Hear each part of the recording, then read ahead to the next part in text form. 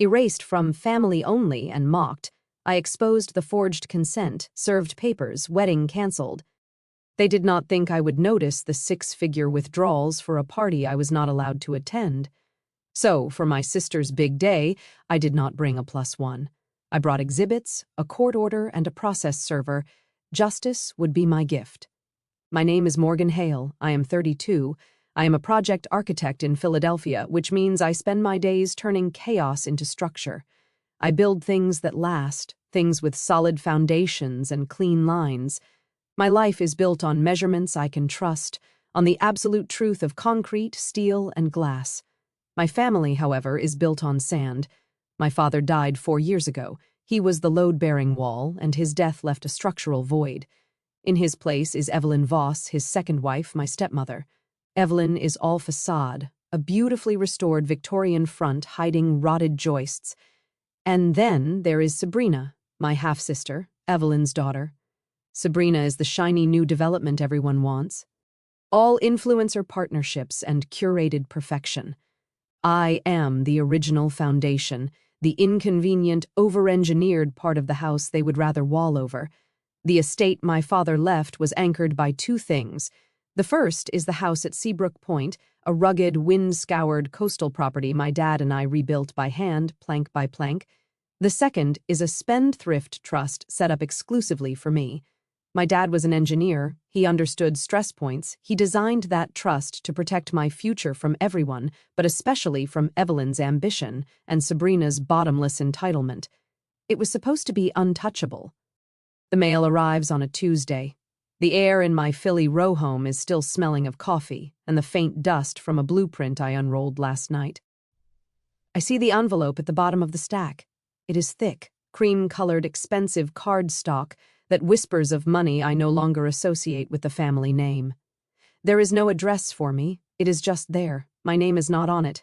Instead, embossed in gold script are 2 words, family only. I slid it open. It is not an invitation. It is a list. An embossed, professionally calligraphed list of the invited. A schedule of events. The wedding of Sabrina Voss Kingston. Welcome cocktails, rehearsal dinner, ceremony, after party, Sunday brunch. I scan the names. Evelyn Voss, Mr. and Mrs. Kingston, aunts, uncles, distant cousins I have not seen in a decade, friends from Sabrina's sorority. My name is missing. It is not an oversight. It is a statement, a deliberate, carefully drawn red line. I am not family only. I am the exception. My phone buzzes on the granite countertop. A text from Sabrina. Hey, just wanted to reach out. We are keeping the ceremony. Super small. Just immediate family. No hard feelings.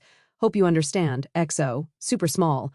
I look at the embossed list. It spans 2 pages. My stomach tightens. The casual cruelty. The preemptive, no hard feelings that translates to your feelings do not matter. I am being managed. I am about to type a response I will regret when a second notification slides onto my screen.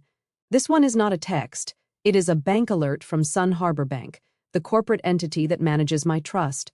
Alert, wire transfer processed, amount $85,000. Memo, wedding prepaid. S. Voss. The air leaves my lungs, not a text, not an email, a bank alert. $85,000. From my trust for her wedding. The wedding I am not invited to. The wedding they called super small. My hands are perfectly steady. This is the moment the hairline crack appears in the foundation. I do not get angry. I get methodical. I dial the number for the fiduciary firm, Whitfield Meridian. I am put on hold. The music is a bland, synthesized classical piece designed to soothe. It fails. Finally, a junior associate picks up. Miss Hale, how can we help you? I am looking at an $85,000 withdrawal from my trust, I say. My voice is flat. Memo, wedding prepaid. I did not authorize this. A pause. The tapping of a keyboard. Yes, I see it. This was processed against the limited use consent form we received from you last month. All in order. I never signed a consent form. Another pause. This one is less polite. Miss Hale, we have the executed PDF right here. Signed by you, notarized. It authorizes Ms. Evelyn Voss and Ms. Sabrina Voss limited discretionary access for family-related expenses through July. Send it to me now. The email chime is immediate. I click the attachment. There it is. My life reduced to a 3-page PDF, legal boilerplate, and at the bottom, my signature. Except it is not. It is a good forgery. The slant is right. The M has the correct loop, but the pressure is wrong. Too uniform. The L in hail is hesitant. I stare at it. This is a trace. This is an insult. I scroll down to the notary block. The seal is from Camden County, New Jersey. The date of signature, March 14th. I pull up my phone, my calendar for March 14th. I do not even need to look. I know exactly where I was. I open my photo library. March 14th, 2:32 p.m. There I am in a hard hat and reflective vest, standing on the 5th-floor deck of the new mixed-use building in Fishtown. I am pointing at a section of rebar, talking to the foreman. Behind me, a massive concrete truck is angled, its chute pouring gray life into the forms.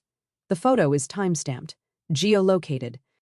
I was on site in another state, pouring a 20-ton load-bearing concrete beam at the exact moment I was supposedly in a Camden notary's office signing away my inheritance. They did not just lie. They got sloppy. They got arrogant. They assumed I would not check the dates. They assumed I would not have receipts. I am an architect. I live on receipts. My phone rings again. The caller ID flashes Evelyn Voss. I let it ring 3 times. I answer. I say nothing. "Morgan, darling." Her voice is warm sugar, meant to dissolve any resistance. "I heard you spoke to the bank. Such a misunderstanding. You know how chaotic wedding planning is." "I did not sign it, Evelyn." The sugar freezes. "Let us not be dramatic. It was just a formality. We needed to secure the venue and, cash flow. It was just easier to process it all in one place." "Easier," I repeat. "Exactly. Let us be adults about this.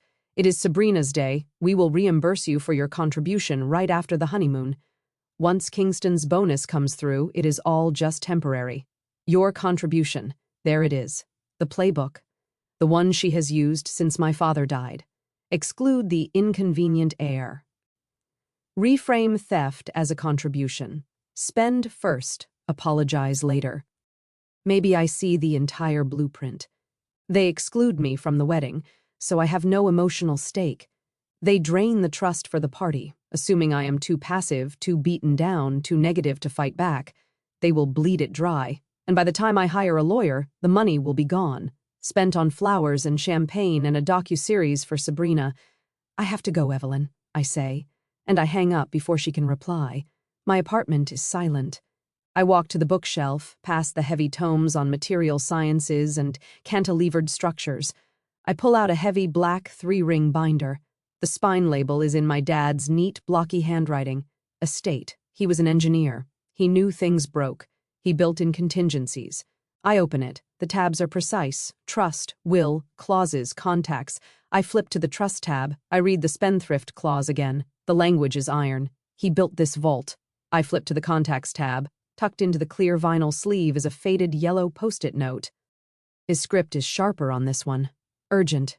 If anything smells wrong, call James Alder, Estate Counsel. He knows where all the bones are buried. Bring receipts. My fingers find the last tab. Seabrook. There is a single heavy, old-fashioned brass key taped to the divider page. The key to the house at Seabrook Point. I untape it. The metal is cold against my palm. I remember the smell of the salt air and fresh-cut teak. I remember the weight of the hammer in my hand as my dad and I rebuilt that deck. Just the 2 of us, the summer before he met Evelyn. "Hard work is honest, Morgan," he told me, wiping sweat from his face. "It cannot be faked. You build it right. It stands forever." I stare at the key. I think of the cream envelope, the forged signature, the $85,000, the casual dismissal from my own family. They think I am manageable. They think I am the quiet, sad daughter who will just absorb the loss to keep a peace that does not include me. They are wrong. They did not just steal my money. They trespassed on the foundation. I pocket the key. I pick up the binder. I grab my phone with its time-stamped, geolocated proof. I am done being manageable. I am done being erased. I dial James Alder. James Alder's office is a fortress of mahogany and leather-bound books. It smells of old paper, lemon polish, and the kind of quiet generational wealth that does not need to announce itself. It is the opposite of Evelyn's world of curated trends and disposable luxury. This is my father's world, a world of things built to last. James is exactly as I remember from the reading of the will, late 60s. Impeccable gray suit, a mind that moves with the slow, crushing force of a glacier. He does not offer condolences or platitudes. He gestures to a chair. "Morgan, you brought receipts and a lawyer," I say. Tessa Rivera slides into the chair beside me. My best friend since college. Tessa is a litigator where James is a glacier. Tessa is a flash flood. She is all sharp angles and restless energy. And she carries a courtroom confidence that can make seasoned partners twice her age break eye contact. She nods at James. "All business. Tessa Rivera. Pro bono for now. Let us see where this goes." I lay the binder on the vast desk. I place the cream-colored guest list, the printout of Sabrina's text, and the forged consent form beside it. I slide my phone across the polished wood, my construction site photos glowing on the screen. Silence. James puts on a pair of half-moon glasses and reads. Tessa pulls out her laptop and I forward her the PDF. The only sound for the next 10 minutes is the rustle of paper and the quiet, rapid tapping of Tessa's keyboard. James finishes first. He takes off his glasses and pinches the bridge of his nose. He looks at me, his eyes clear and direct. "Your father was a brilliant engineer, Morgan. He was also a deeply pragmatic man. He anticipated failure points. He opens the binder to the clauses tab, his finger landing on a paragraph dense with legal text. He built a failsafe. It is called an in terrorem clause, a forfeiture clause." He reads aloud, his voice even. "Should any beneficiary through undue influence, coercion, fraud, or other malicious instrument attempt to deprive another beneficiary of their rightful share or inheritance, as outlined in this trust, said offending beneficiary shall immediately forfeit any and all claims to their own share, which shall then be wholly absorbed by the remaining non-offending beneficiary." The words hang in the air. This is not just a shield, it is a sword. My father had not just built a vault for me, he had set a trap for them. If I can prove they defrauded my trust, they do not just pay the money back. They lose everything, their entire share of the estate. "Holy," Tessa mutters, her eyes wide. "The old man went nuclear. He knew who he married," James says grimly. "The question is, can we prove fraud?" "Already on it," Tessa says, turning her laptop screen toward us. She has the consent PDF open. "This is amateur hour. First, the metadata," she points to a line on the screen. "File properties, author, Sabrina Voss Designs, LLC. This document was not created by Whitfield Meridian. It was not even created on a neutral machine. It was created by your sister." She zooms in on the signature block. Second, the fonts. The notary's name is in Calibri. The rest of the document is in Times New Roman. A professional firm does not make that mistake. This was pasted in. She pulls up a map. Third, the geography is impossible. The notary seal says Camden County, New Jersey. The notarization statement claims the signing took place in Chester County, Pennsylvania. They are not even adjacent. It is legally incoherent. Tessa leans back, a grim smile on her face. They thought a fancy seal from an online store was enough. They assumed no one would ever actually read it. She picks up her phone. "Now for the trustee. James, I assume your conference phone can record." He nods, pressing a button. Tessa dials. "Whitfield Meridian Fiduciary, this is Chloe. It is the same junior associate I spoke to." "Chloe, this is Tessa Rivera, counsel for Morgan Hale," Tessa says, her voice becoming crisp and authoritative. "This call is being recorded for record-keeping. I am referencing the limited-use consent form for Trust Number 74B Hale, executed March 14th. Can you confirm for me how your firm received this document?" A nervous pause. I would have to check the intake log." "Please do," Tessa says, her tone leaving no room for refusal. We hear a keyboard clicking. "Okay," Chloe says, her voice higher now. It looks like it was delivered in person by Miss Evelyn Voss and Ms. Sabrina Voss." "And your firm accepted a pre-notarized document they walked in with?" "Well, they said it was extremely time-sensitive," Chloe stammers. "For a family emergency, they pressed us to process the first payment immediately. The venue needed a retainer." "Thank you, Chloe. That is all for now," Tessa says and ends the call. She looks at me. "They walked in with a forgery and called it an emergency. That is coercion of the fiduciary. Another brick in the wall. James slides a folder across the desk, the bank statements. Whitfield just couriered them over. We scan the documents. It was not just the $185,000 withdrawal. There were two more, $42,000. Memo, vendor coordinator, $1,500. Memo, family emergency travel, $85,000. Memo, venue retainer, $142,500 gone. The family emergency travel was likely a dress shopping trip to New York. The vendor coordinator was probably Sabrina's friend. It was a systematic looting disguised by bland corporate memos. My part, I say. I take back my phone and a legal pad. For the next hour, I build my alibi with architectural precision. I compile the geotagged photos from the Fishtown site. I pull the credit card receipt from the coffee shop I went to that morning. Time-stamped 8:12 a.m. Philadelphia. I find the security log from the site entrance, scanned my ID badge at 8:30 a.m., left at 6:15 p.m. I have a dozen witnesses who can place me on a concrete pour in Pennsylvania all day. I was nowhere near Camden County. As I work, Tessa and James operate in tandem. Tessa's fingers fly across her keyboard, drafting letters. Spoliation notices, she explains without looking up. To the venue, the wedding planner, the florist, the DJ, the photographer, everyone. It puts them on formal legal notice. They must preserve every single document related to this wedding, contracts, emails, text messages, payment logs. If they delete anything after receiving this, it is obstruction. It turns them from a witness into a potential co-conspirator. James, meanwhile, is drafting a different document. His pen moves slowly, deliberately, an ex parte application for a temporary restraining order. He says, "We will file it first thing in the morning."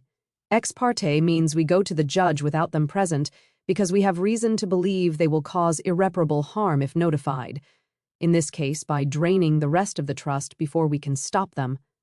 We are requesting an immediate freeze on all assets and disbursements from the trust pending a full hearing. The legal machine is moving. It is clean. It is methodical. It is cold. Tessa makes another call, this time to a private investigator she uses. She gives him the notary's name and commission number from the counterfeit seal. 20 minutes later, he calls back. "Got it?" Tessa says, putting him on speaker. "It is a bust," the PI's gravelly voice says. The commission number belongs to a one Gerard Feinstein of Cherry Hill. He is 87 years old. His notary commission expired in 2018. He is in a nursing home. The stamp on your document is a counterfeit, not even a good one. I look at James. He looks at me. It is the final piece of the puzzle. Not just fraud, not just forgery, a felony. "We need a forensic signature examiner," James says, his voice flat. "A court-certified expert to analyze the signature on the PDF and testify that it is not yours. It will create an official record that cannot be disputed." He is looking at me, gauging my reaction, waiting for me to hesitate, to worry about the cost, to flinch at the finality of such a step. I do not. I look at the brass key to Seabrook Point, which I had placed on the corner of the desk. I think of the teak deck, the salt spray, my father's laugh. I think of his post-it note. "Bring receipts. Schedule it," I say. My voice is steady. "I want a chain of custody on every page. I want every lie they told dismantled piece by piece." Tessa smiles. It is a sharp, dangerous thing. "Good," she says. "They started a fire. Let us see how they like the heat." Evelyn's townhouse is a perfectly staged set. White walls, white furniture, a single dramatic orchid on a glass table. It is a space designed for photographs, not for living. The air is cold and smells faintly of bleach and lilies, a scent I associate with expensive funerals. She called it a family dinner. I knew it was an ambush. I see it the moment I step into the dining room. 3 place settings at a table for 8. The empty chairs are accusations. On the polished table next to a pristine white plate is a small folded card. My name is written in the same gold script as the wedding list. Morgan, no +1. It is a tiny calculated flick of the wrist, a reminder of my status. I am an individual, an island, unattached and therefore insignificant in their social calculus. I place the card to the side, my face a neutral mask. I will not give them the satisfaction of a reaction. Evelyn glides in, wearing a silk tunic the color of money. Morgan. Darling, I am so glad you could come. We have so much to catch up on. She kisses the air near my cheek. Sabrina follows, phone in hand, a bright, brittle smile plastered on her face.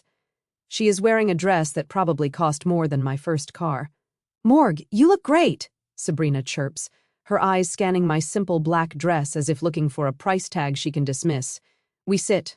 The meal is served by a silent caterer. The food is exquisite, minimalist, and tasteless. It is food designed to be looked at. For the first 10 minutes, the conversation is a masterclass in strategic avoidance. They talk about the weather. They talk about Sabrina's final dress fitting. They talk about Kingston's promotion at his father's firm. I am a spectator. I eat slowly. I let the silence stretch.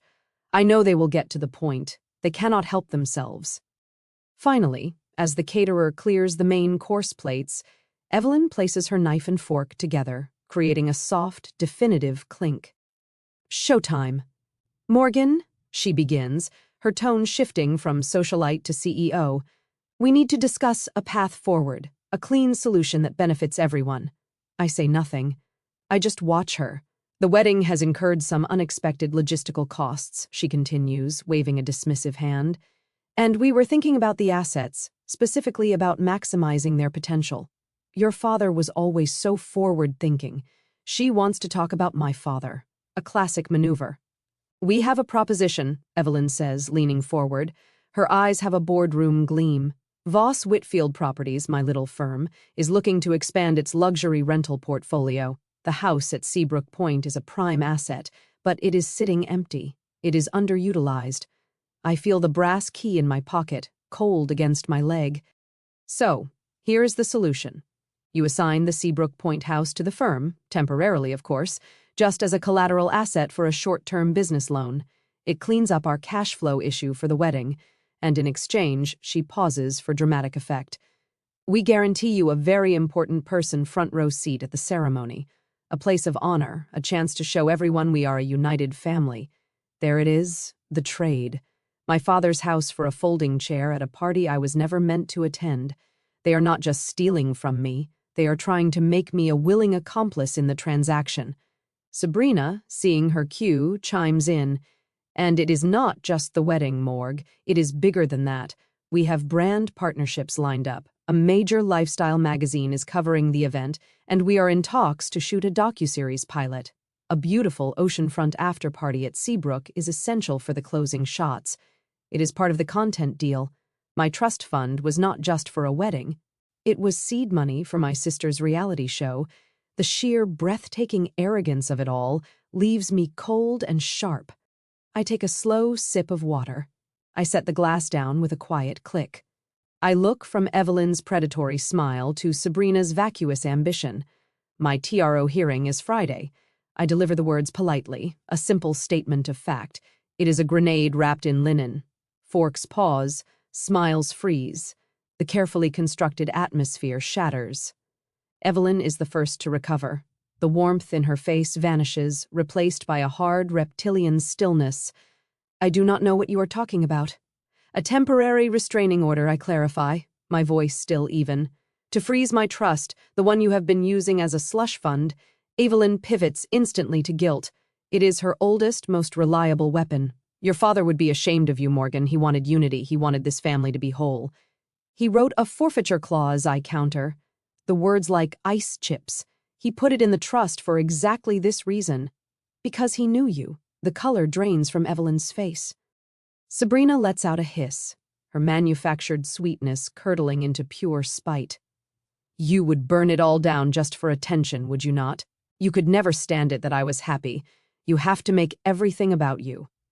This is not about your happiness, Sabrina, I say calmly. It is about your signature. Or rather, mine. I reach into my bag and pull out a single sheet of paper, the printed copy of the consent PDF. I have taken the liberty of highlighting the fraudulent sections. I have put a bright red box around the mismatched fonts, the impossible geography of the notary block, and the forged signature itself. I slide it across the table. Sabrina looks at it. Her jaw goes slack. She visibly blanches. a wave of sickly white washing over her skin. She is looking at her own sloppy criminal work exposed under the cold light of her mother's dining room. She cannot speak. Evelyn snatches the paper. Her eyes dart over the red boxes, her mask of composure cracks. For a split second, I see raw, cornered panic. She leans across the table, her voice dropping to a conspiratorial whisper. "We will put it back. The money? It is just the checks are already cut. The vendors have been paid. It is complicated. It is an admission. The first one, a confession whispered over dessert plates. It is complicated, I agree." I reach into my bag again. I pull out 2 more documents clipped together, which is why you need this. I slide the packet across the table toward Evelyn. It is a formal spoliation letter, a notice to preserve all evidence, specifically naming their personal cell phones, laptops, and email accounts. Evelyn stares at it as if it is a snake. "What is this?" "It is a legal notice," I say. "It means if you delete a single text message related to this, you will be facing sanctions for obstruction of justice." As if on cue, the doorbell chimes. Evelyn and Sabrina jump. A moment later, the caterer shows a woman into the dining room. It is Tessa. She is not smiling. She is holding her phone up, its screen glowing. Evelyn Voss. "Sabrina Voss?" Tessa says, her voice ringing with courtroom authority. "You are hereby served with a notice to preserve evidence. Service was completed at 8:42 p.m. She takes a photo of the documents sitting on the table in front of them, time-stamping the delivery. She gives me a small, almost imperceptible nod, then turns and leaves. The trap is sprung. They are locked in. The silence in the room is absolute. Evelyn's chest rises and falls rapidly. The queen has been checked. She has 1 move left, the last card. Pure threat. She stands up. Her eyes blazing with a hatred so pure, it is almost beautiful. "If you come near that venue on Saturday, Morgan, I will have security remove you physically. Do not you dare try to make a scene and ruin your sister's wedding." I stand up too, calm in the face of her rage. I look at her, at the woman who stole my father, who tried to steal my house, who helped her daughter steal my future, and I smile. It is not a warm smile. It is the smile of an architect who knows the building is about to come down exactly as she planned. "I am not bringing security, Evelyn," I say. "I am bringing the court. The courtroom is cold. It is a sterile, impersonal space where emotion is a liability. On Friday morning, James Alder stands before a judge in chambers. I am not there. Tessa is not there. It is ex parte, a legal scalpel wielded before the patient knows they are on the table.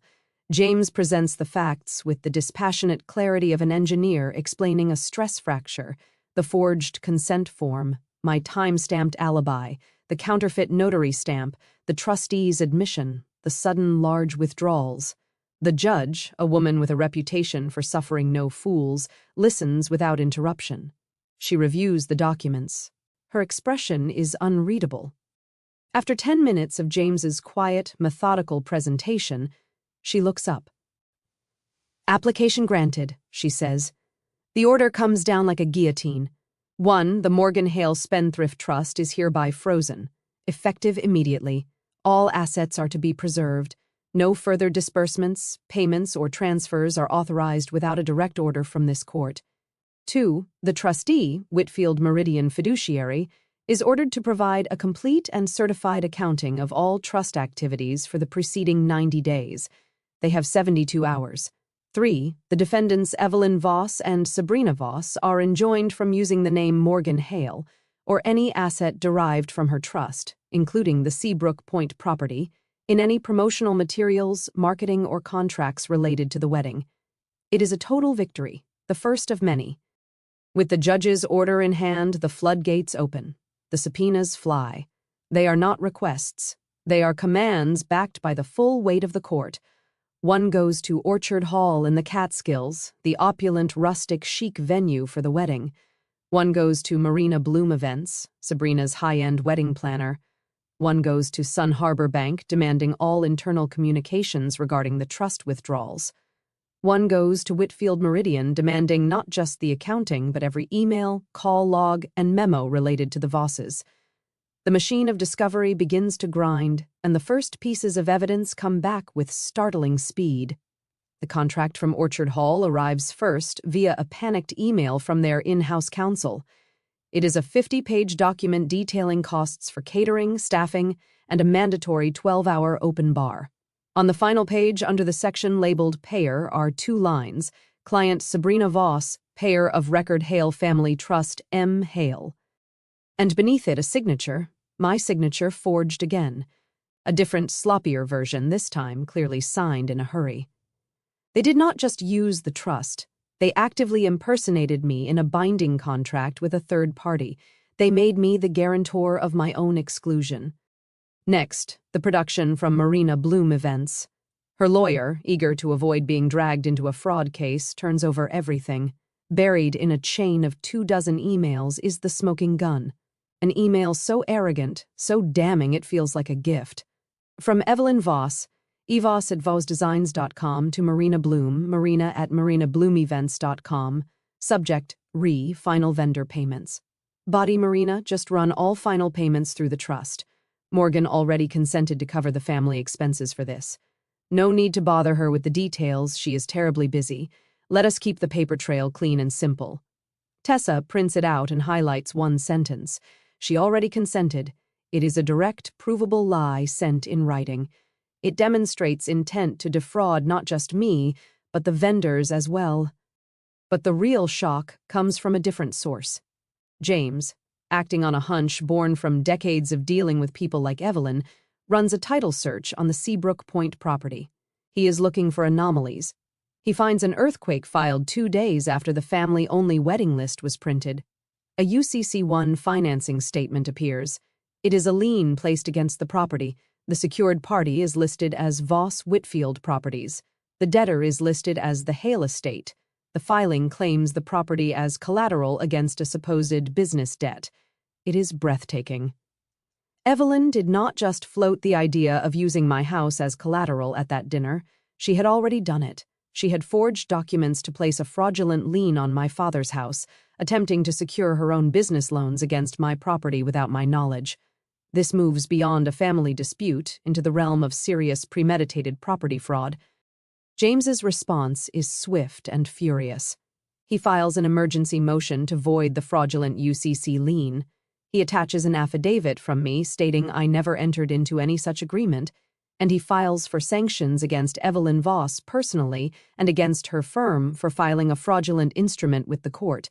He is asking the judge to punish her for using the legal system as a tool for theft. The ripples spread. Sun Harbor Bank's compliance department, already spooked by the judge's order, flags the withdrawals. An internal investigation reveals the pressure Evelyn and Sabrina placed on the junior associate, Chloe, the mismatched authorizations, the family emergency memo on a 5-figure wire transfer. It all triggers a mandatory filing. The bank files a suspicious activity report, or SAR, with the Financial Crimes Enforcement Network, a division of the U.S. Treasury. The federal government is now aware of my family. The pressure becomes too much for the trustee firm. The day after the SAR is filed, James gets a call from the general counsel of Whitfield Meridian. He is a man whose entire job is to make problems disappear. "James," the GC says, his voice a low, placating rumble, "this has all been a terrible misunderstanding. A breakdown in communication. My client is prepared to make your client whole. Full restitution of all funds withdrawn, plus any legal fees incurred, a quiet resolution. All Miss Hale has to do is drop the motion for sanctions and agree not to pursue further action. It is the offer they think I want, the easy way out, the check that makes it all go away." James calls me and relays the offer without comment, his tone neutral. He is simply presenting the option. I think about the forged signatures. I think about the lien on my father's house. I think about the cold, dismissive look in Evelyn's eyes as she offered me a front-row seat to my own humiliation. This was never just about the money. It was about the assumption that I would be silent, that I could be managed. "No," I say. The word is quiet but absolute. Tell him I decline. I do not want restitution. I want the audit. I want a full accounting under oath. James is silent for a moment. I can almost hear him smile. "Understood," he says. My refusal to settle is the final piece of the puzzle for Tessa. She spends the afternoon drafting the most powerful document yet. It is a petition to the court, a petition to activate the in terrorem clause. It lays out the case step by step. The fraudulent consent, the forged signatures on vendor contracts, the coercion of the fiduciary, the fraudulent UCC lien.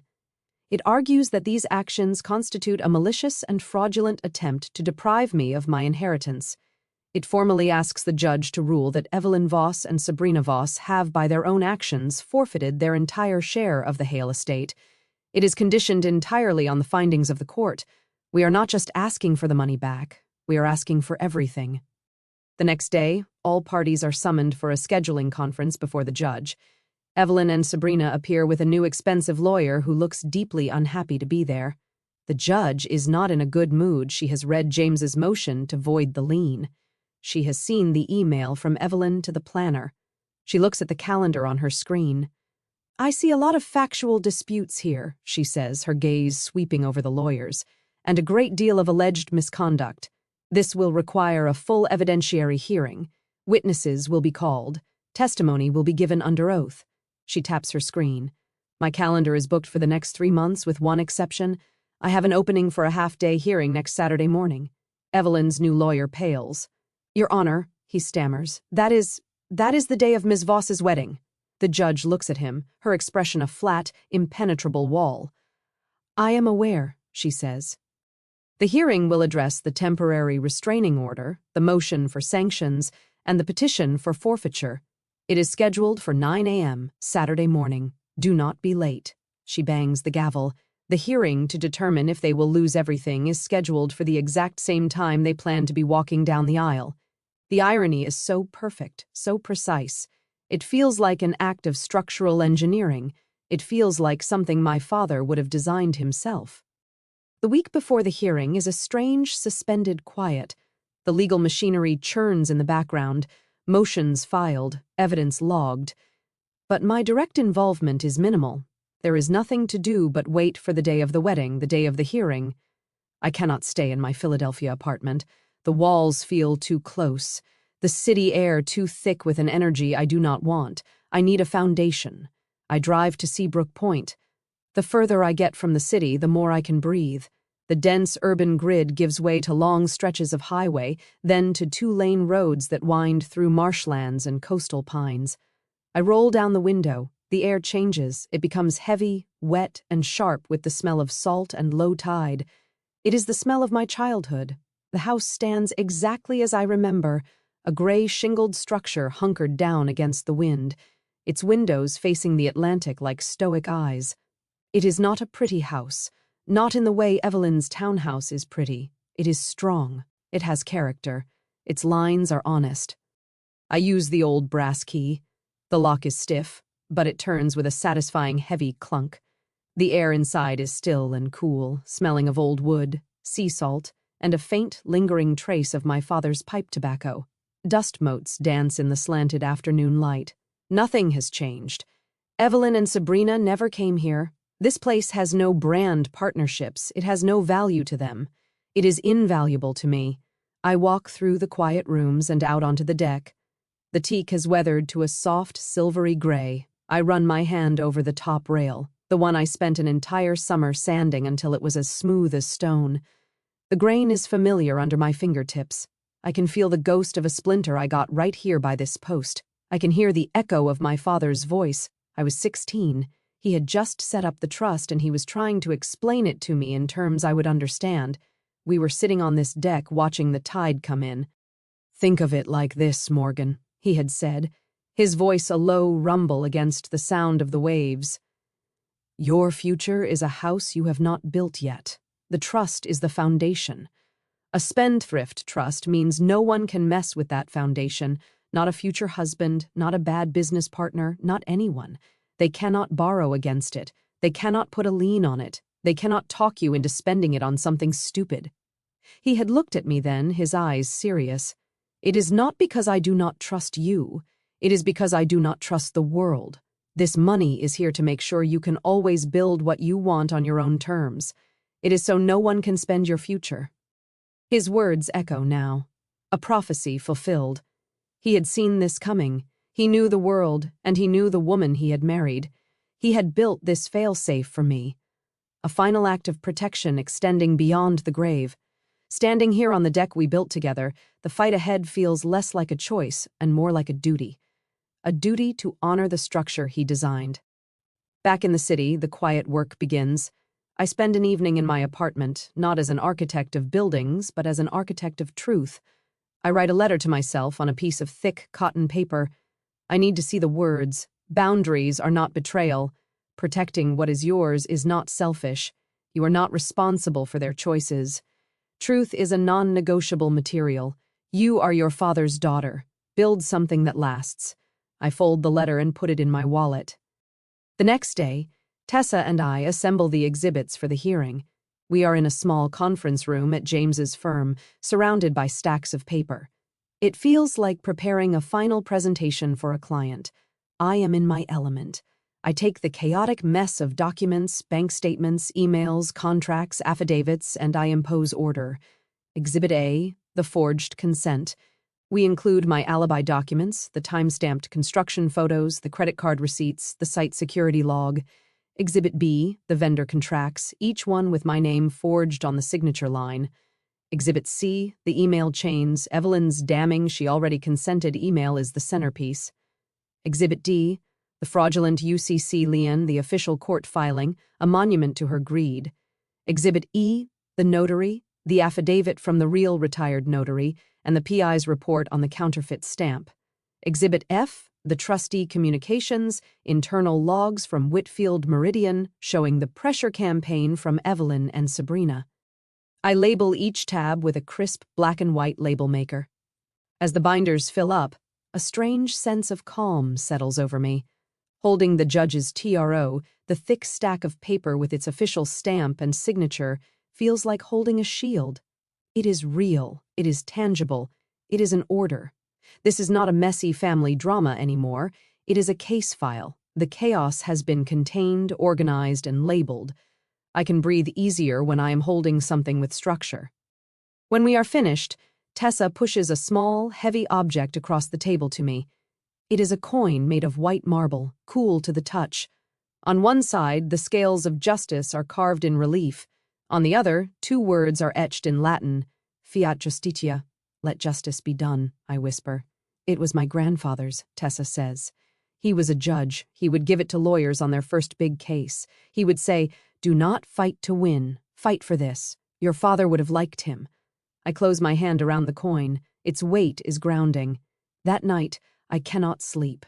I feel a low hum of rage beneath my palm, a current of pure, hot anger at the betrayal. Rage is a poor building material. It is unstable. It leads to bad decisions. I need to document it, contain it, and then set it aside. I open my laptop and turn on the camera. I start a video log for my eyes only, an archive of the truth. It is Wednesday, I say to the small, dark lens. My voice is steady. The hearing is in 3 days. I am not angry about the money. Not really. I am angry about the assumption behind it all. The assumption that I would be silent. The assumption that I was weak.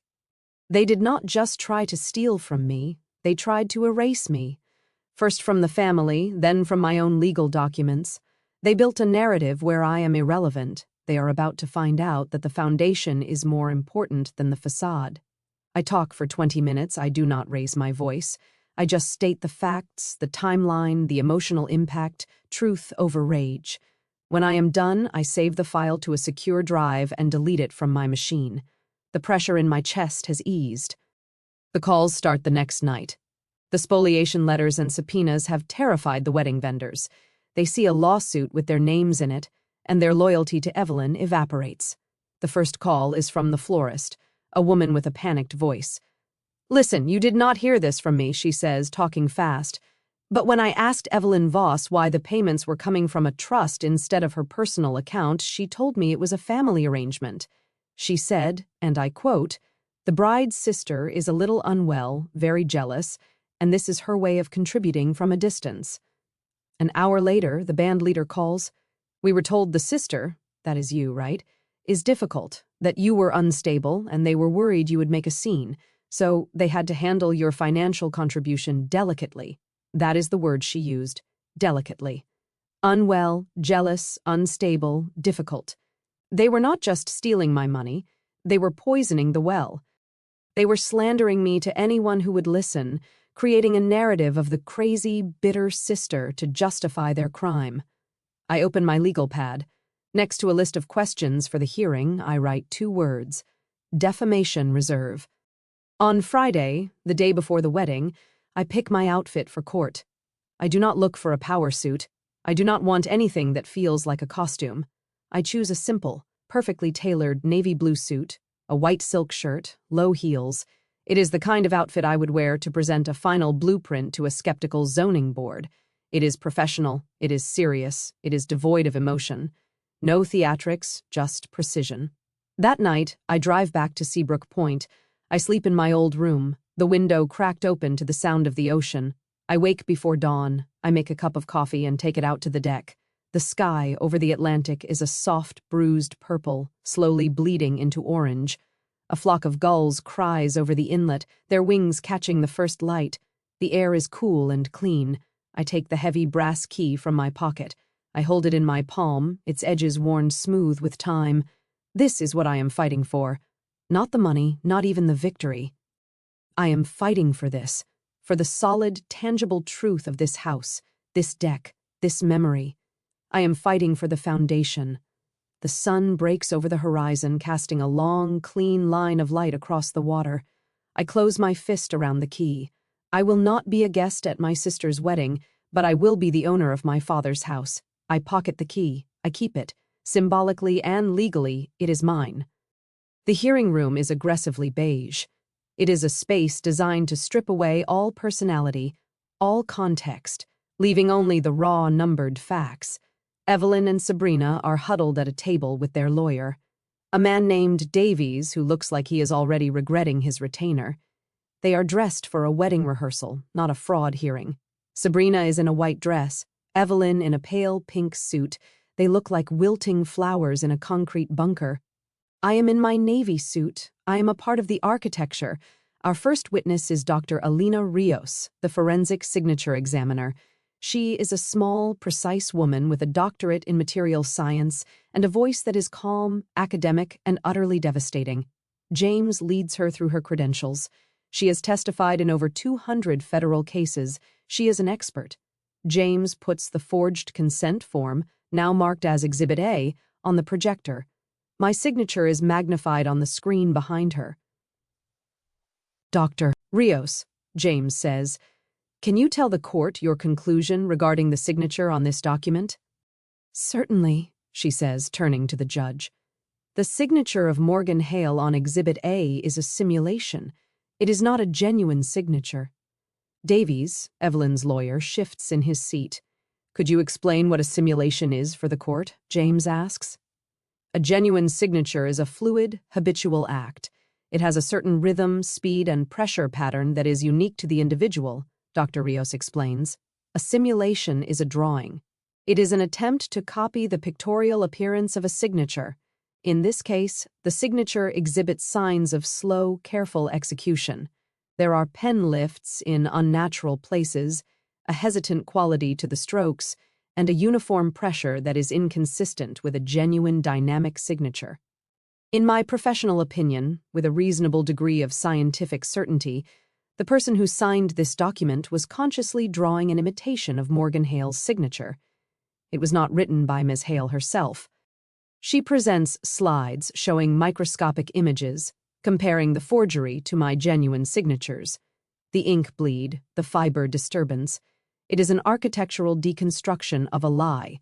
When she is finished, the forgery is no longer a matter of opinion. It is a scientific fact. Next, James submits Exhibit E, the affidavit from the retired notary, Gerard Feinstein. He reads the sworn statement into the record. Mr. Feinstein attests he has been in a full-time nursing facility since 2019, has not notarized a document in over 5 years, and that the stamp used on the consent form is a counterfeit. The foundation of their crime is now rubble. Tessa handles the next witness, Marina Bloom, the wedding planner. She is visibly nervous, twisting a handkerchief in her hands. Tessa is not aggressive. She is surgically precise. She puts Exhibit C, the email chain, on the screen for the whole room to see. "Ms. Bloom," Tessa says, "could you read the highlighted email from Miss Evelyn Voss, dated March 20th?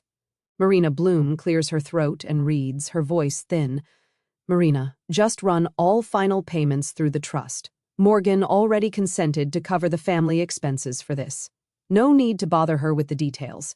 She is terribly busy. Let us keep the paper trail clean and simple."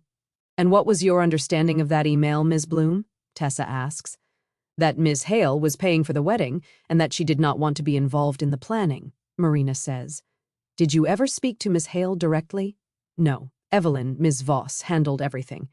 "Thank you. No further questions." The bank officer from Sun Harbor is next. He is a vice president, a man in a stiff suit who is clearly here to protect the bank. Under James's careful questioning, he confirms that a junior associate at Whitfield Meridian Fiduciary pushed through the wire transfers. "Was this the standard protocol for a trust of this nature?" James asks. "No," the VP admits. "Normally, a disbursement of this size would require secondary verification directly with the beneficiary. In this case, there was a manual override." "And what prompted this manual override?" The VP refers to his notes. The trustee associate logged a call from Ms. Evelyn Voss, who cited a time-sensitive family emergency and stated that direct contact with the beneficiary would cause undue family distress. The associate made a poor judgment call based on the client's pressure. The judge, who has been listening with stoic patience, finally speaks. She looks directly at Evelyn and Sabrina's lawyer. "Mr. Davies," she says, her voice cutting through the room. "Can you explain to this court why a spendthrift trust established for the sole benefit of Miss Hale was listed as the primary payer on a private wedding contract from which Ms. Hale herself was by all accounts excluded?" The question hangs in the air, a perfect, deadly projectile. Davies opens his mouth, then closes it. Evelyn is whispering furiously in his ear. There is no good answer. The silence stretches thick and damning. They have no explanation. Davies stands. "Your Honor, we believe the facts have been mischaracterized." He is interrupted by Tessa. She rises slowly from her chair, holding a single document. She walks to the counsel table and places it in front of Mr. Davies. A copy goes to the judge. "Your Honor," Tessa says, her voice ringing with cold clarity, "I would like to enter into evidence Exhibit D, a UCC-1 financing statement filed against the Seabrook Point property 2 months ago, a fraudulent lien filed by Voss Whitfield Properties, listing the Hale estate as the debtor." There is a collective intake of breath in the small courtroom. It is a barely audible gasp. The judge's eyes narrow as she reads the document. Davies stares at it, his face ashen. He clearly has never seen it before. Evelyn did not tell him. This changes everything. This is not a misunderstanding. This is not a messy family dispute over wedding bills. This is calculated felonious property fraud. The case has just crossed a very bright, very dangerous line. Davies looks utterly defeated. "Your Honor," he says, his voice strained. "In light of this new information, the defense requests a continuance. We need more time to adequately review these materials and prepare a response." "Denied," the judge snaps, her voice like cracking ice. "You do not get to commit fraud on Monday and then ask for more time on Saturday when you get caught. We will proceed." She looks at her notes, then at Evelyn and Sabrina. Her face is a mask of judicial contempt. "The temporary restraining order is hereby extended until the conclusion of these proceedings," she declares.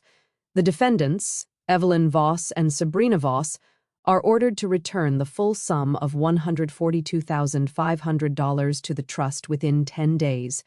Failure to do so will result in a contempt of court finding." She pauses, letting the weight of her words sink in. "Furthermore," she continues, "should restitution fail, this court grants Ms.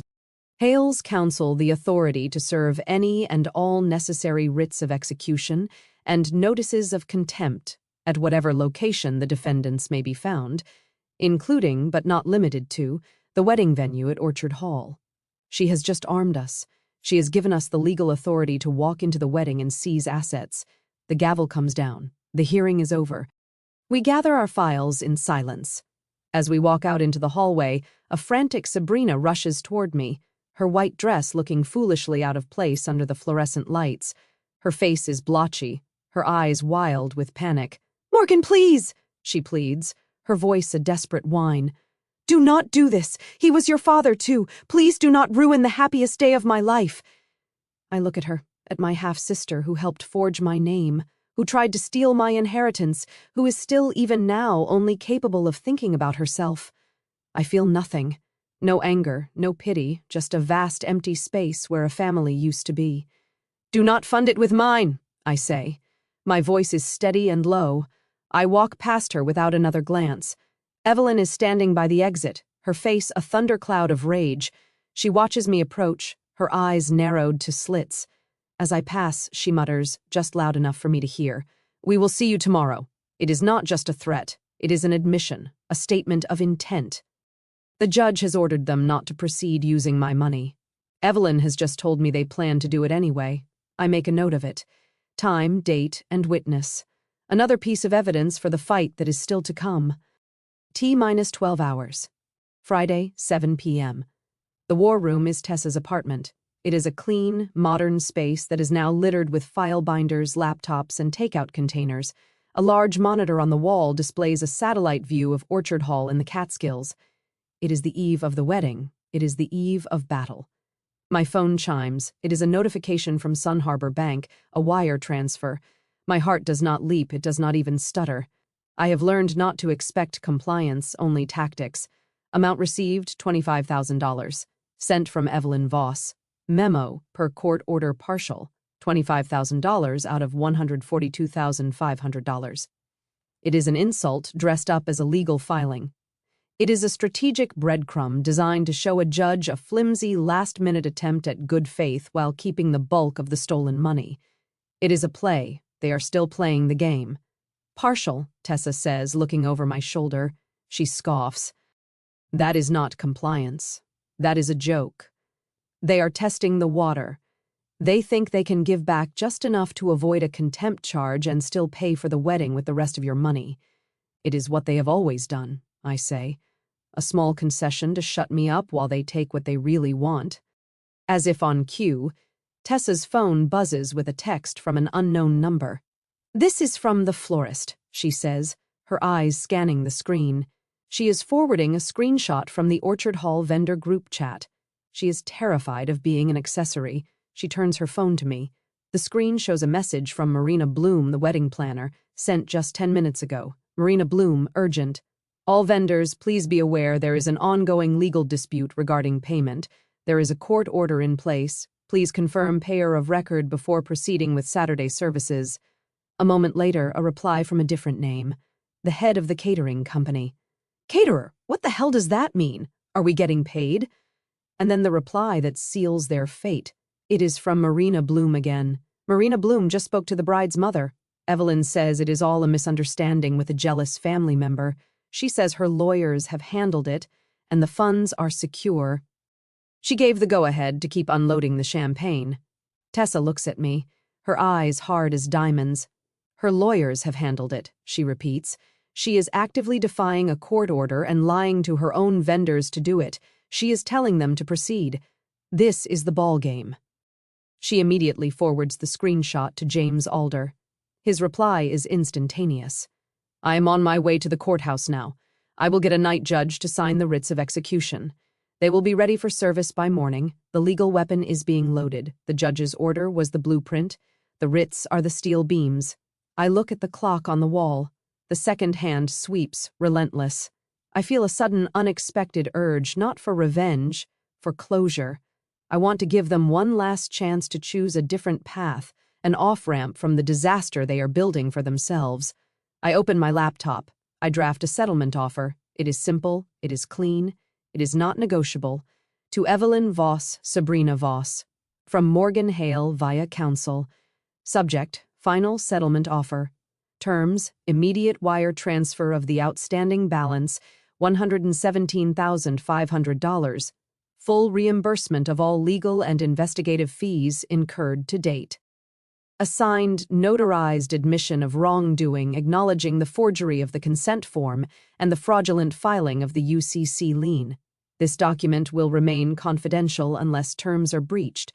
The immediate and permanent resignation of Evelyn Voss and Sabrina Voss from any role, official or unofficial, related to the Hale estate or any of its trusts. In exchange, I will drop the petition for forfeiture and instruct my counsel not to file any press releases or public statements regarding this matter. This offer expires at 7 a.m. Saturday. I email the draft to James and Tessa. Tessa raises an eyebrow. You are being generous. I am being strategic, I say. If they accept, it is over. I get the money, the admission, and they are out of my life for good. If they refuse, we have documented proof that we gave them every possible chance to avoid what is coming. We offered them an exit. They chose to stay in the burning building. James agrees. He formats it and sends it from his official email to their lawyer, Davies. The final off-ramp has been offered. T-8 hours. Friday, 11 p.m. My phone lights up. It is a text from Sabrina. There is no text, just an image. It is a professional photograph, obviously taken just hours before. She is in her wedding gown. It is an extravagant, beautiful dress, and she looks stunning in it, standing in a suite at Orchard Hall, a glass of champagne in her hand. The picture is perfect. It is a carefully composed piece of propaganda. A moment later, a line of text appears beneath it. This is bigger than money. The audacity, the sheer narcissistic blindness, the attempt to reframe her fraud as some noble pursuit of happiness, and my fight to stop it as a petty squabble over cash. My hands are steady. I do not reply with words. Words are her weapon, twisting them, emptying them of meaning. My weapon is the truth. I open my banking app. I screenshot the ledger showing the single, pathetic $25,000 deposit. With my phone's editor, I draw a stark red circle around the remaining balance due, $117,500. I attach the image and send it back to her with her own words typed beneath it. Bigger than money. My phone does not light up again. T-7 hours. Saturday, 12 a.m. midnight. The city is quiet. Tessa's phone rings. It is her private investigator, the one who found the retired notary. You are not going to believe this, the PI says, his voice a low growl. I had a hunch. So, I have had a guy sitting on Evelyn Voss's townhouse. She just left in a hurry. She is driving a black Mercedes. Where is she going? Tessa asks, putting him on speaker. That is the kicker. I had him follow her. She did not go to the Catskills. She went to Bryn Mawr. She just pulled up outside the home of a Mr. Daniel Fletcher. Tessa and I look at each other. Daniel Fletcher. He is not just an associate at Whitfield Meridian. He is the senior trustee who oversees my account, the one who signed off on the manual override. She is at the trustee's house, Tessa breathes. At midnight, the night before a contempt hearing. My guy is getting photos, the PI says. Time-stamped. Her car in his driveway, her walking up to his front door. This is witness tampering. This is conspiracy to commit perjury. This is a whole new level of stupid. Tessa hangs up the phone, a slow, predatory smile spreading across her face. They are not just defying the court order, she says. They are actively trying to collude with the fiduciary to cover it up. Game over. She turns to her printer. She does not just prepare the motion for contempt anymore. She prepares a full mobile hearing kit. She prints out large poster-sized placards of the key exhibits, the forged signature, the bank ledger, the screenshot from the vendor group chat, the new time-stamped photos of Evelyn at the trustee's front door. If the judge has to hold a hearing in the library at Orchard Hall, I want him to have visuals, she says, her eyes gleaming. She is not preparing for a courtroom. She is preparing for an intervention. T-2 hours. Saturday, 5 a.m. I manage 4 hours of sleep. In my dreams, I am not in a war room, but on the deck at Seabrook Point. It is a perfect summer afternoon. My dad is there, younger, laughing at something I have said. The sound is so real, so clear, it feels like a memory I can touch. He hands me a hammer. Build it right, he says, his voice warm and steady. Build it to last. I wake up with the echo of his laugh in my ears. The sense of peace is profound. The anger is gone, burned away, leaving only a quiet, resolute clarity. I know what I have to do. T minus 0 hours. Saturday, 7 a.m. sunrise. Tessa and I are drinking coffee in the quiet of her apartment. The settlement offer has been out for 12 hours. My phone is on the table between us. It is silent. My bank account has not changed. The clock on the cable box clicks from 6:59 to 7 o'clock. Nothing. No wire transfer, no phone call, no panicked email from their lawyer. They have read the offer. They have seen the off-ramp, and they have chosen to drive straight off the cliff. Tessa looks at me and nods. Clocks hit 0. She picks up her phone and dials James. They rejected the offer, she says. It is a go. We are on our way to the venue. See you at the rendezvous point. She hangs up and looks at me. All business. You ready? I think of my father's laugh.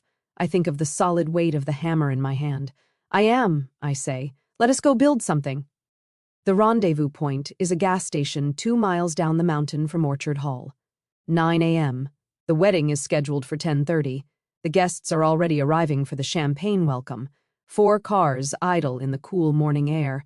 A dark sedan carrying James Alder, Tessa's black Tesla, humming with latent energy.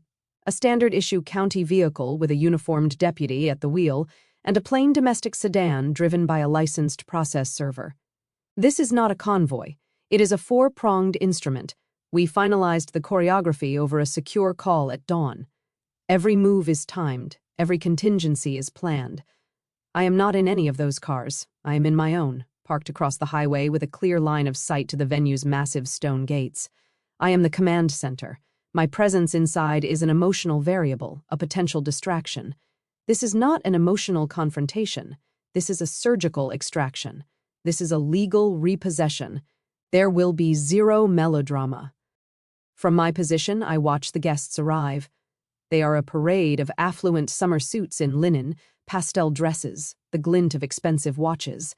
They look beautiful. They are walking into a crime scene. White-gloved waiters are handing them mimosas on the veranda. I can see the floral arches, massive, opulent explosions of peonies and roses, the same ones specified on the $42,000 vendor coordinator invoice paid from my trust. Our team has eyes inside. The private investigator, the same one who photographed Evelyn's midnight run to the trustee's house, is dressed as a chauffeur, smoking a cigarette near the valet stand. His phone is out. He is taking evidentiary photographs. He zooms in on the embossed tags hanging from the necks of the champagne bottles. He photographs the rental company stamp on the back of the chairs. He logs the specific floral arrangements. Asset tracing. Every single item paid for with my money is being cataloged, tagged, and identified. At 9:15 a.m., Tessa's car pulls out. The other 3 follow. They drive through the stone gates, past the valet, and park in the designated vendor area. Just as planned. I watch them on my phone, which is patched into the PI's live feed. James and Tessa walk into the grand foyer first. They are not aggressive. They are calm, dressed in dark suits, carrying leather briefcases. They look like the corporate lawyers they are. The deputy and the process server follow a few seconds behind, flanking them. The foyer is magnificent, all marble and glass with a soaring ceiling. Guests are mingling, their laughter echoing. They note the deputy's uniform, and a confused hush begins. A woman with a clipboard and a headset is talking rapidly into her microphone. Marina Bloom, the planner. She sees the deputy approaching, and her face tightens in annoyance, assuming it is a noise complaint. The deputy does not raise his voice. He is polite, firm. Ms. Marina Bloom. Yes, what is this? He hands her the first document. It is the judge's order, the fully executed writ, the one that specifically authorizes him to cease use of misapplied funds. Marina Bloom reads the first line. I watch on the feed as all the color, all the professional poise drains from her face. Her high-end crisis management smile collapses. The clipboard, with its minute-by-minute schedule for Sabrina's perfect day, clatters from her numb fingers onto the marble floor. She looks up at the deputy, her eyes wide with pure panic. She pulls out her phone, her hands shaking so badly she can barely unlock it. Tessa, standing 5 feet away, hears her say, I have to call our insurance carrier right now. This is the first domino. The insurance carrier, informed by a frantic planner that she is actively facilitating a $500,000 event using funds that a court has just declared fraudulent and frozen, gives her the only legal advice possible. Stop. Cease all activity. Her liability policy is void if she proceeds. She is now personally and professionally liable for every single dollar. Where are the other vendors? The deputy asks, his voice flat. Marina Bloom, now ghost white, can only point. The ballroom, the band. The team moves. The planner leads the deputy and the process server into the ballroom. It is a cathedral of a room already glowing with warm amber uplighting. The band is on stage tuning their instruments, a soft bass-line thumping. The lead lighting tech is at his massive control board. The photo booth operators are calibrating their camera. The deputy serves the band leader. The process server serves the head of the lighting crew. He serves the photo booth operator. The reaction is identical and instantaneous. These are not family. They are professionals. They are here to do a job, and they will not risk their businesses for a client who has paid them with stolen money. The bass player unplugs his instrument. The lead guitarist lays his Fender in its case. The drummer stands up and walks off the stage. The lighting tech hits a master switch. The entire ballroom is plunged into stark, cold, overhead fluorescent light. The warm amber glow vanishes. The photo booth screen goes black. Out in the foyer, the catering captain is served. He speaks into his radio. The waiters who are circulating with mimosas stop. They turn in unison and walk back toward the kitchens. The champagne is stopped. The music is gone. The confused murmuring of the guests turns to open whispering. It takes less than 3 minutes for Evelyn to appear. She storms out from the direction of the bridal suite. A slash of pale pink silk. She sees the cluster of silent vendors by the ballroom door. She sees the guests, no longer drinking, staring. She sees Tessa and James standing calmly by the guest book. What is the meaning of this? She demands. Her voice is a low, controlled hiss, but the fury is rolling off her. Why has the music stopped? Get these people back to work. Tessa steps forward. She is holding a single folded document, the settlement offer from last night. Ms. Voss? Tessa says. Her voice is not loud, but it is crisp and clear, cutting through the entire foyer. This is the final settlement offer from Morgan Hale. You have one last chance. Full immediate wire transfer of the outstanding $117,500 plus legal fees, and you will sign the admission of fraud. You do that right now, and your vendors will be paid lawfully. You will have your wedding. All eyes are on Evelyn. She is on her stage, the center of attention, just as she has always wanted. She looks at the paper in Tessa's hand. She sees the word admission. She sees the guests watching her, their phones now discreetly pointed in her direction. In a single, convulsive movement of pure theatrical rage, she snatches the paper from Tessa. She tears it in half. She tears the halves into quarters. She throws the pieces onto the marble floor like confetti. This is my daughter's day. She sees James, who has been standing silently by the main door, gives a small, precise nod to the process server. It is the signal. The last off-ramp has been refused. The process server steps forward. He is tall, impassive, and impossible to ignore. Evelyn Voss, he says, his voice booming in the suddenly silent hall. You have been served. He hands her a thick, stapled packet of documents. This is a motion for contempt of court, and a notice of a full evidentiary hearing on the petition for forfeiture of your entire share of the Hale estate. He has a second identical packet in his hand. I am now required to serve Ms. Sabrina Voss personally.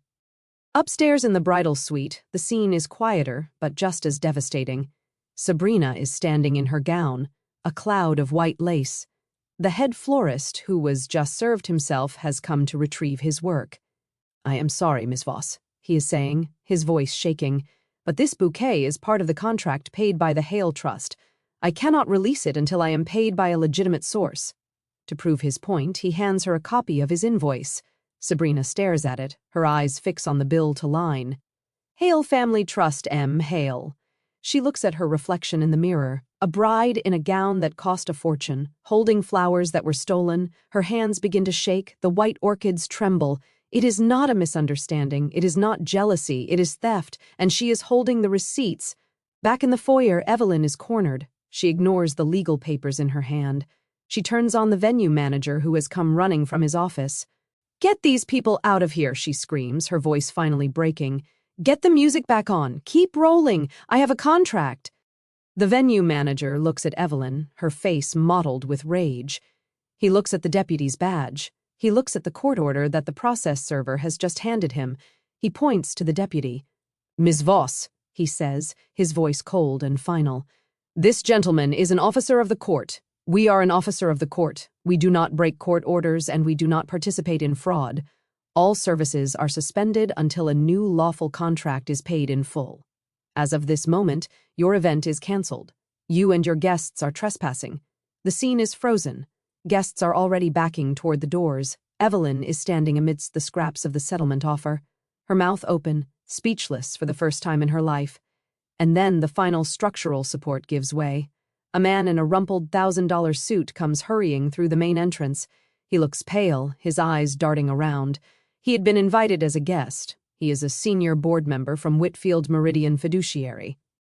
He spots James Alder and rushes over, grabbing his arm. He is whispering, his voice frantic and hoarse. "Alder, my God, this is a disaster. You have to stop this." "It is a court order," James says. "You do not understand," the man whispers, pulling him closer, not realizing everyone can hear him in the dead silent hall. "Our general counsel, he resigned an hour ago. He sent an email to the entire board. He said the firm's liability in the Hale matter was untenable. He is out. We are completely exposed. What do you need? What do you want? Just tell us what we have to do to make this stop." James looks at the panicked board member. He looks at Tessa, who is watching. A small grim smile on her face. Then he looks past them all through the glass doors directly across the lawn to where I am parked. He gives a slow, deliberate nod. The building is down. I walk through the main doors. The exodus of guests parts for me. A sea of confused whispers and averted eyes. They are fleeing a disaster, and I am walking into the eye of it. The foyer is a tableau of chaos frozen in place. The silent band on the grand staircase, the waiters clustered by the empty bar, the scraps of the settlement offer scattered on the marble like dead leaves. My team is in the center of the room. James, Tessa, the deputy. They form a small, solid island. Opposite them, Evelyn and Sabrina stand beside the weeping venue manager and the panicked board member from Whitfield Meridian. They are wreckage. Evelyn sees me. Her face, which was a mask of fury just moments ago, undergoes a sickening transformation. She reassembles it into a caricature of maternal grief. This is her final script, the one she saved for the final act. She takes a step toward me, her hands outstretched in a gesture of supplication. "Morgan?" she says, her voice thick with manufactured pain. "Thank God. Talk to these people. Make them understand.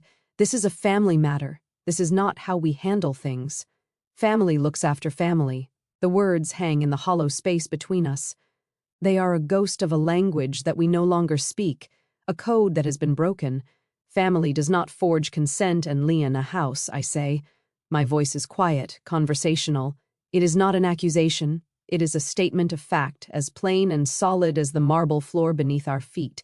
Each word lands a separate, distinct impact. Evelyn flinches as if struck.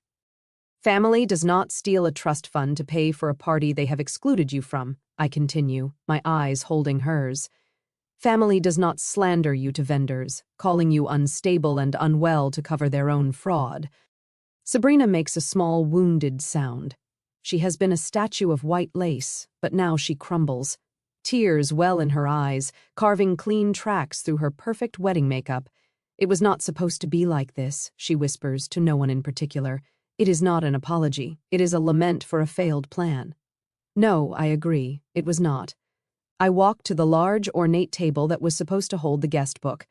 I set down the slim navy blue folder I am carrying. It makes a soft, definitive sound in the silent room. Evelyn and Sabrina stare at it. It is just a folder, but in this room it has the weight of a gravestone. You had an offer, I say. You tore it up, so now you have a choice. This is the last one. I tap the cover of the folder. On it, in clean block letters, are 3 options, A, B, and C. I am going to explain your choices. I suggest you listen carefully. I point to the first line. Choice A. The wedding can happen. Not as planned, but it can happen. You will, within the next 5 minutes, wire the remaining $117,500 plus all legal fees from your personal account to my trust. You will sign a new, legally binding contract with the venue and every vendor in this room using your own money. You will sign the full notarized admission of fraud and forgery that my lawyer has prepared. And you will both sign your irrevocable resignations from any role touching the Hale estate. You do all of that. You can have your party. We walk away. I let that hang in the air. A path forward, a humiliating, expensive, but survivable path. I point to the next line. Choice B. You can proceed as you are. Defy the court order. Tell your guests to come back, in which case the deputy will serve you with a motion for immediate contempt. My lawyers will walk out those doors and file a full press release complete with copies of the forged documents and the fraudulent lien with every major news outlet in New York. The forfeiture petition will be activated on the next business day, and we will take everything, your house, your firm, every dollar my father ever left you. The air in the room grows colder. The venue manager pales. The Whitfield board member looks like he is going to be sick. I point to the last line. Choice C. We can call the judge right now. She is on standby. She has agreed to hold a 10-minute emergency hearing via teleconference. We will all go into the venue's library, and you can make your case to her directly, and you will accept whatever she orders on the spot without appeal. That order could be to proceed. It could be to put you both in jail for contempt. You will have 10 minutes to find out. I step back from the table. Those are your choices. You have 2 minutes to decide. The silence is absolute. It is the silence of a building under unbearable structural load. The moment before collapse. Sabrina is the first to break. She looks at her mother, her face a mess of tears and desperation. Mom, she whispers, the word catching in her throat. Just do please. I just want to get married. Just pay her. Evelyn does not even look at her daughter.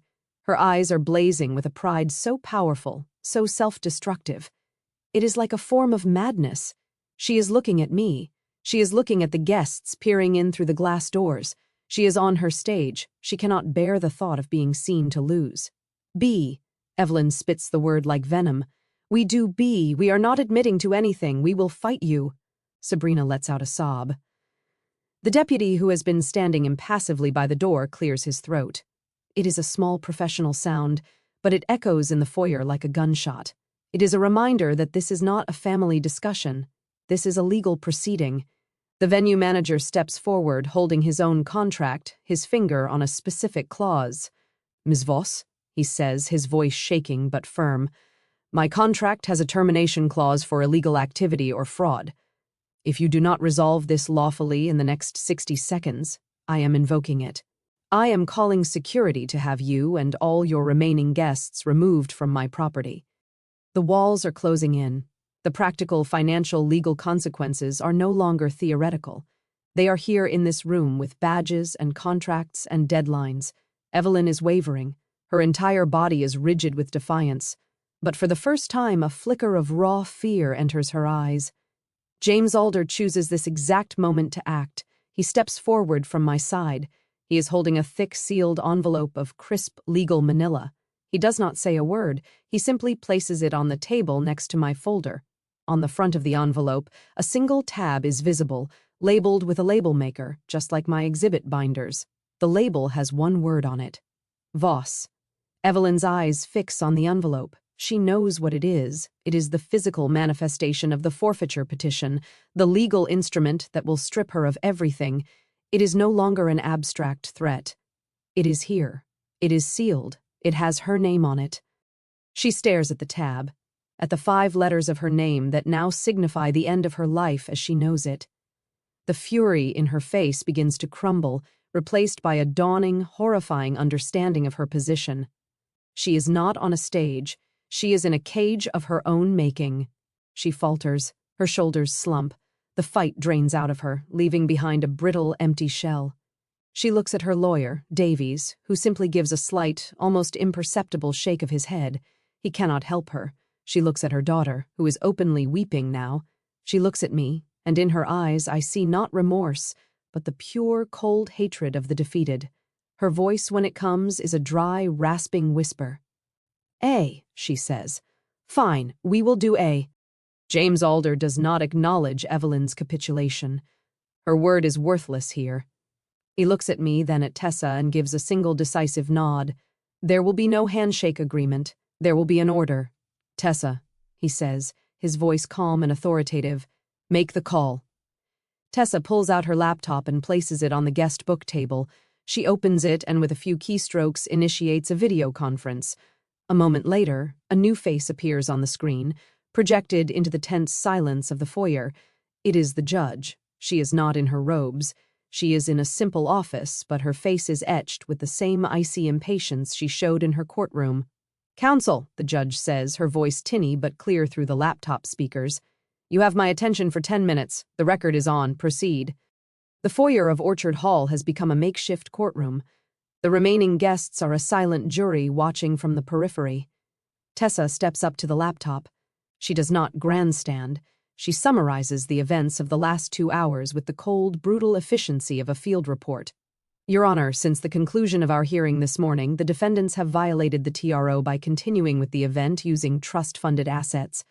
They have lied to vendors about the status of the funds as evidenced by the vendor group chat logs. They rejected a formal settlement offer. When served with a writ of execution by the attending deputy, they initially refused to comply. James steps forward. Your Honor, he adds, his tone grave, we are also now in possession of photographic evidence showing Defendant Voss at the home of the senior trustee, Daniel Fletcher, at approximately midnight last night. A clear attempt at witness tampering and collusion. The defendant's actions constitute a direct and willful contempt of your orders. Evelyn starts to speak, her voice rising in a familiar histrionic tone. Your Honor, this is a complete mischaracterization. It is a family. Enough, the judge cuts in.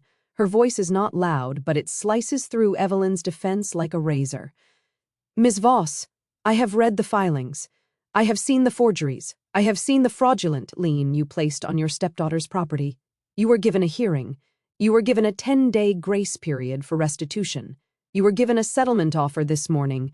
You were given every conceivable off-ramp from this course of action, and you have chosen to take none of them. The judge looks away from the screen for a moment, as if consulting a note. When she looks back, her eyes are fixed on Evelyn and Sabrina. I am therefore adopting the terms of the plaintiff's choice A, she declares. It is now a stipulated order of this court, effective immediately. She lays out the terms, and each one is a hammer blow. 1. Full repayment of the outstanding balance, $117,500 plus all documented legal fees, is to be made via certified bank wire from the personal accounts of Evelyn Voss to the Hale Trust. The transfer will be initiated now in the presence of the deputy. 2. You will both sign the notarized admission of fraud and forgery as drafted by Mr. Alder's office. This is no longer a confidential document. It will be filed with the court as part of this stipulation. 3. No further use of any trust-funded goods or services is permitted. Any vendor not paid under a new lawful contract from a personal account will cease services immediately. 4. If a single term of this order is missed or delayed, I will sign the warrant for your immediate arrest for contempt of court. The forfeiture hearing will be expedited, and I will take a very dim view of your prospects. Do you understand? Sabrina, weeping freely now, just nods, her body shaking. James slides 2 documents onto the table, the official multi-page admission and a simple wire transfer authorization form. He provides a pen. Sabrina practically lunges for it. She signs her name in a messy, tear-blurred scroll, pushing the papers away from herself as if they were on fire. Evelyn does not move. She is a statue of defiance, her face a mask of pure, distilled hatred. She is staring at me. The deputy takes 1 step forward. He does not touch her. He does not have to.